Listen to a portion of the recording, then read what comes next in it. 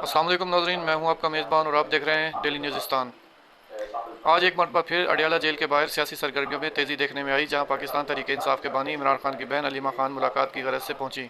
ताहम इनके मुताबिक इस बार भी उन्हें इमरान खान से मुलाकात की इजाज़त न मिल सकी, जिसके बाद उन्होंने मीडिया से गुफ्तगू में सख्त मौक़िफ़ अख्तियार किया।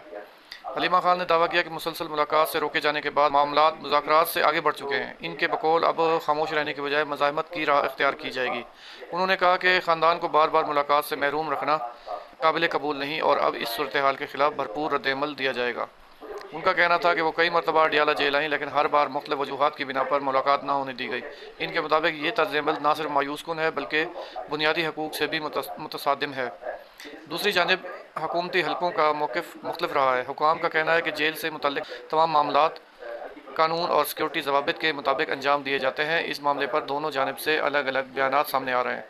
सियासी मुबसरीन का ख्याल है कि अगर ये कशीदगी बरकरार रही तो आने वाले दिनों में सियासी माहौल मज़ीद गर्म हो सकता है। अब देखना यह होगा कि क्या हालात में कोई मुस्बत पेशरफ्त होती है या फिर सियासी महाज आराई में मज़ीद इजाफा देखने को मिलेगा।